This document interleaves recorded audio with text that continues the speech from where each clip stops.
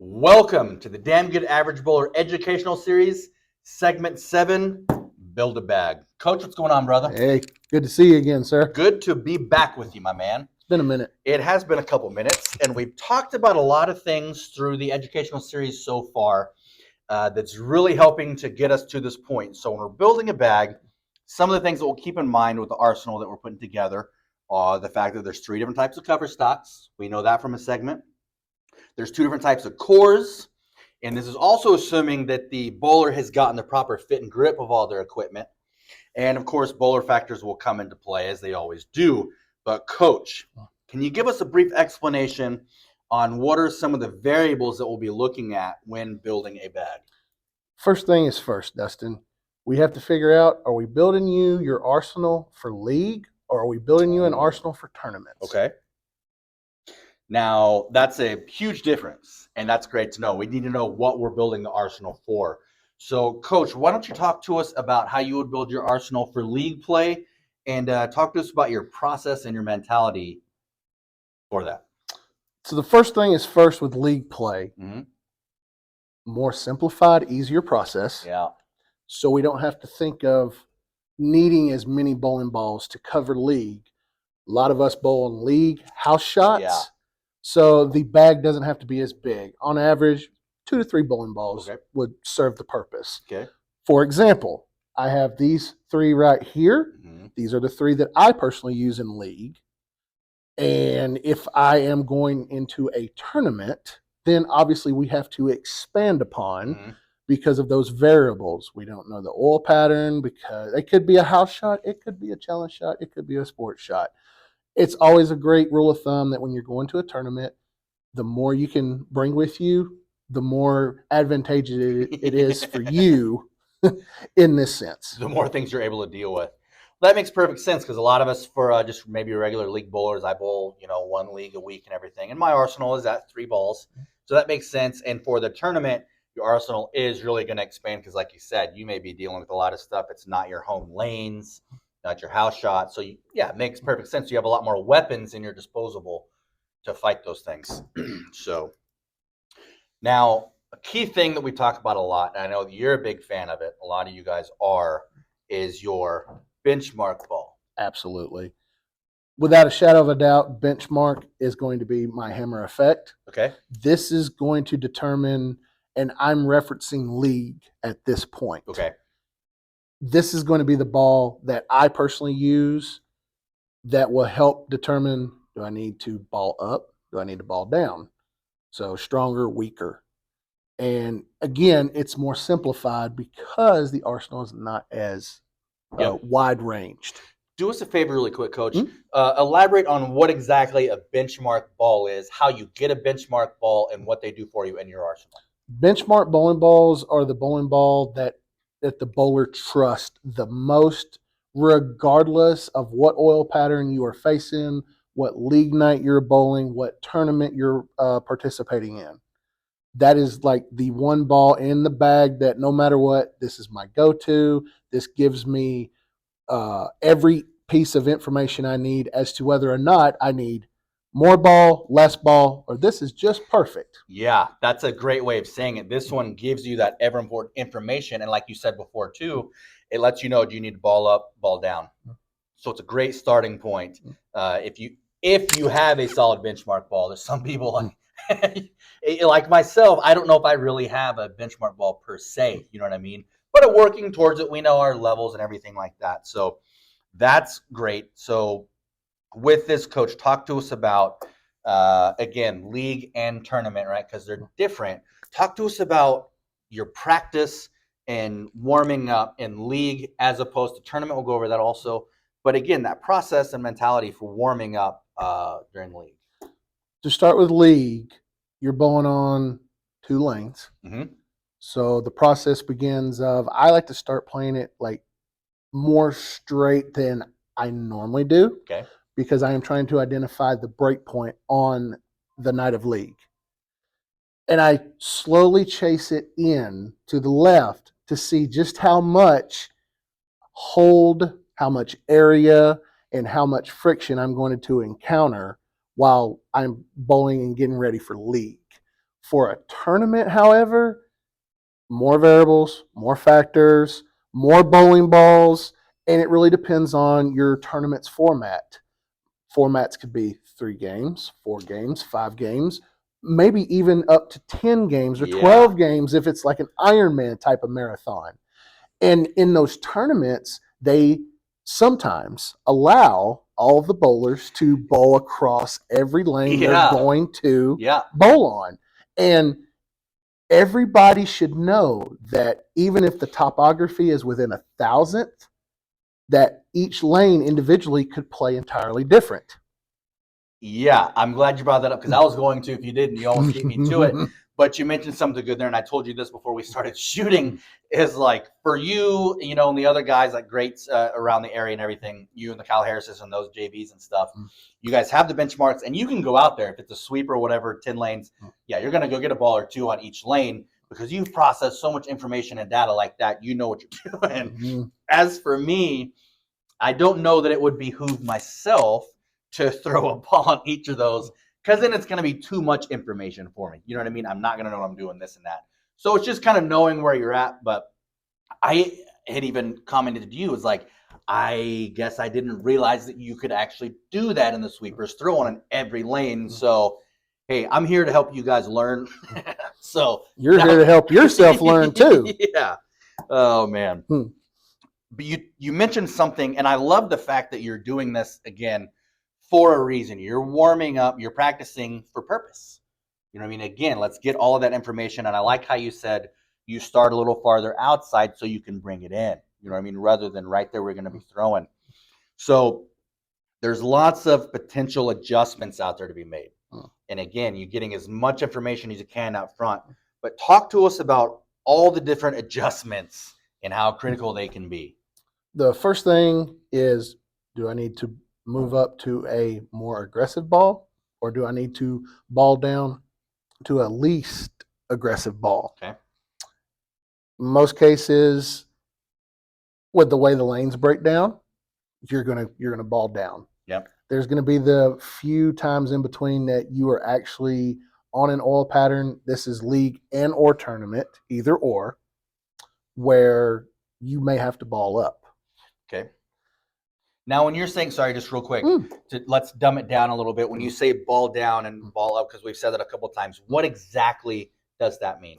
So let's use the effect as our starting example here, okay? The benchmark. Yes, the benchmark. So if I start with this ball and I don't notice it hooking a whole lot, I'm going to ball up to my pure envy. You're going to ball up to a bigger hook. Yes, potentially. Okay. Yes, a potentially more profound motion. If this one is hooking too much, then I'm going to ball down to the Envy Tour Pearl, which asymmetrical pearl, the difference is this cover is much weaker than this cover. And we talked about cover stocks and all those different types of things because we got the tread, the engine on different things. There's a lot of great segments that we have out before that we're talking about now that come into this and help in the culminating of the building a bag. But you said something else again interesting there, Coach. And do us a favor because we haven't taken a walk down this lovely aisle yet of gorgeous bowls. So it's kind of like we see if you ever watch any of the PBA, things like that. It's going to show you the bowler's arsenal on the screen. That's what we're looking at, right? Absolutely. And that would start with your hook level and going down. So this would be the highest, going down to the lowest. What do we have here? So to start here, this is the Hammer Effect Tour. This is the strongest rolling ball in my bag. Okay. When this one is overreacting, I go to a hybrid. Hybrids match up very well for me. And that with the hybrid that's going to help the overreacting and not react as much. It's going to help blend, if you will. It's going to help you blend that reaction. Hybrids are a mixture, as we've spoke before, a mixture of pearl and solid. Now, this one has the potential to be way too much as well. So therefore, I'm going to go to a pearl asymmetric in the, which is of course the benchmark. The Hammer Effect. The Hammer Effect, that's right. Then it's down to the Envy Tour. Okay. Now, if we get to the point on the lane, and I have done this even on league, that this one is overreacting, then we really get down into the lower parts of our arsenals, and now we're going symmetrical. like Okay. your Ebonite Game Breaker 5. And holy smokes, if that one is overhooking for me, then I have the Ocean Vibe from Hammer. And after that, then it can be, you could go a number of different possibilities. But these 6 right here really entangle, engulf, if you will, and cover all my bases. Entanglements. Mm-hmm. Everybody loves entanglements. Yes. Now, an interesting adjustment, again, we talked about before we started shooting. Mm-hmm. An interesting one for me because I've heard it a little bit recently, and it's too much for my little pea brain, but an interesting adjustment because, you drill all the time, right? And you've got your layout to how you drill. Mm-hmm. And now, is there any difference in how these are drilled and pinned?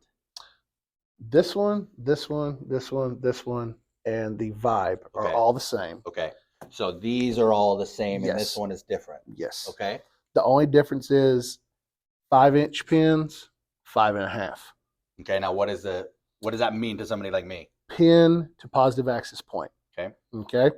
So I went weaker on this one because this one originally is a solid, very dull out of the box. Okay. It's going to motion really quick. It's got a lot of teeth to it. It's going to bite a lot quicker. And I made a decision. I wanted to just go outside the box.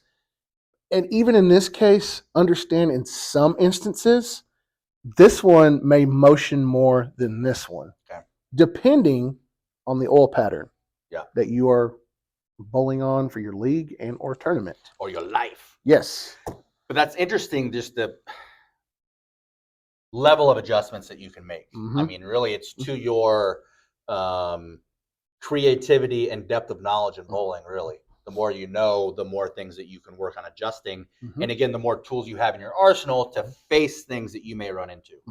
Another note of emphasis for adjustments is you can move your feet or your eyes. Yep. Also your target. And the process of going through that is making sure you hit your mark with the ball you're using. More times than not, bowlers will not hit their target and they will unknowingly ball up or ball down and confuse themselves further. Oh, I'm great at that. But there, it's interesting. Again, like we've talked about, we do these for a reason. You did a great job putting the segments together because those get into the bowler factors. Yes. That we have to make sure are correct. Again, it's almost like when I said it up front, and then one of those big C words that can be difficult to say sometimes or harder to do than say, consistency. We have to be consistent with how we're throwing. We got to be doing the same stuff. It's kind of like I'd mentioned to you again before we were shooting. When you're shooting, anybody that shoots out there, you need to get a group down before you can make adjustments on your sights. It's the same exact thing. Correct. So, yeah, that's awesome, man. Consistency, but also bowler factors. How many times do we see in league people want to make an adjustment real quick? They want, oh, I got to change my ball. Got to change my ball. They think that that's the fix. But it's probably a good thing we did its own segment for bowler factors, huh? Yes, sir. So, I think that we've talked about everything we need to with building a bag. Did we miss anything, Coach? The only thing about it is that point of emphasis is understand that arsenals are ever evolving. Yes, great point. We have new releases every day. Yep. New technology with cover stocks, with cores and or weight blocks. And you may find that new piece that comes out that may end up replacing something in your current arsenal. We talked about a few things again. That's a great point. Thanks for bringing it up. And they do evolve. And what are some, I guess, ways that you can do it without having to just buy that new ball because it came out? Now, you can do that if you want. Nothing against that. But, because, I mean, this stuff can get expensive real quick, right? Like, this is not cheap what we're looking at. This is pretty mades all in a row. You know what I mean? So are there ways that you can strategically, we like that word too, but no, that help the bowler to potentially evolve their arsenal without having to just buy this new ball because it came out? 2 words. Ball maintenance. I thought you were going to say Bola Palooza. Well, that's another one. That is another one. Try before you buy. That is another good point. Yeah. So knowing, again, I mean, if you want to collect bowling balls, have at it, because I'm a collector myself. Anything that I get more than 2 or 3 of, I'm going to collect. Right? Seriously. But no, I think that's a great idea. It's like, oh, wow, you can test out this equipment, toss the rocks down the lane before you buy it, because you may get this new ball. And like you said, the cover stock doesn't work. And it's like, boom, this is not going to work for my arsenal. Now you're stuck with the ball. So couldn't have said it better myself, sir. I bet you could have said it pretty good. Decent. Coach, appreciate it, man. Yes. Always fun with you. And don't forget to follow Damn Good Average Bowler and all of our stuff. These we like to pin on top of the TikTok, the Bowler Educational Series. They're all on YouTube. Check those out. We have a ton of stuff going on with DGAB. We're back. 2025 is only getting bigger. We got a lot of things going. So check us out. Thank you for stopping by. Like, follow, subscribe everywhere you can. We appreciate it. We got new merch out. We got a ton of stuff going on. So make sure you check us out, follow, and let us know what you think. And until next time. This is on to segment 8. Segment 8, and we will catch you on the flippity flip. That's right.